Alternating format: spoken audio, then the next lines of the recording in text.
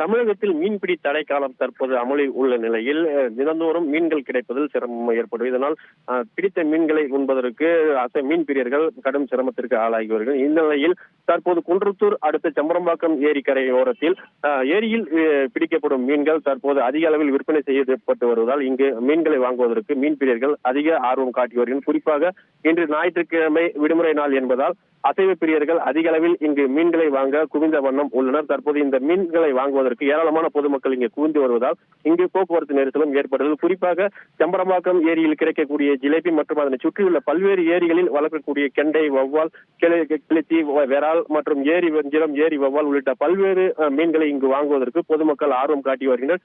குறிப்பாக இந்த பகுதியில் விற்கப்படுகிற மீன்கள் உயிருடன் இருப்பதால் இதனை வாங்குவதற்கு பொதுமக்கள் மிகுந்த ஆர்வம் காட்டி வருகின்றனர். பல்வேறு இடங்களில் இறந்த மீன்களை விற்பது வழக்கம். தற்போது இங்கு மீன்களை வாங்க வருவர்கள் அவர்கள் கண் எதிரே அந்த தண்ணீரில் மீன் பிரைவேட் லிமிடெட் கம்பெனி ஆரம்பிக்கலாமா இல்ல பார்ட்னர்ஷிப்ல ஆரம்பிக்கலாமா? எது கன்ஃபியூஷன்?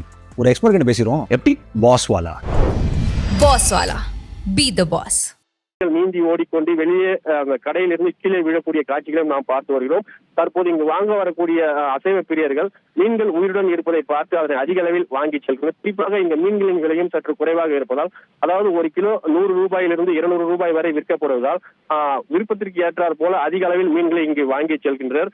இங்கு ஏராளமான கடைகள் அமைக்கப்பட்டுள்ளதால் வரக்கூடிய மீன் பிரியர்கள் அதிக அளவில் மீன்களை இங்கு வாங்கி செல்வதால் இந்த பகுதியில் அதிகமான மீன் பிரியர்கள் வந்து செல்கின்றனர். குறிப்பாக செம்பரம்பாக்கம் ஏரி மட்டும் அல்லாது ஸ்ரீபெரும்புதூர் உள்ளிட்ட பல்வேறு ஏரிகளில் வளர்க்கக்கூடிய வளர்ப்பு மீன்கள் மற்றும் ஏரியிலிருந்து பிரிக்கக்கூடிய பல்வேறு மீன்கள் இங்கு விற்பனைக்காக வைக்கப்பட்டுள்ளதால் இன்று ஞாயிற்றுக்கிழமை அதிக அளவில் மீன் பிரியர்கள் தங்களுக்கு பிடித்தமான மீன்களை அதிக அளவில் குடும்பமாக வந்து வாங்கி செல்கின்றனர். அது மட்டுமின்றி இந்த கடையை ஒட்டிலும் ஏராளமான காய்கறி மற்றும் பழக்கடைகளும் அமைந்துள்ளதால் இந்த பகுதியில் போக்குவரத்து நெரிசல் மிகுந்த பகுதியாக காணப்பட்டு வருவதால் இன்றைய தினத்தில் இங்கு போலீசாரும் இங்கு பாதுகாப்பு பணியில் ஈடுபட வேண்டும் என்பது இந்த பகுதி மக்களின் கோரிக்கையாக உள்ள நிலையில் மீன்பிடி தடைக்காலம் அமலில் இருந்தாலும் ஏரி மீன்களை வாங்குவதற்கு இந்த பகுதியில் ஆர்வம் காட்டி வருவது நெகிழ்ச்சியை காணப்படுகிறது.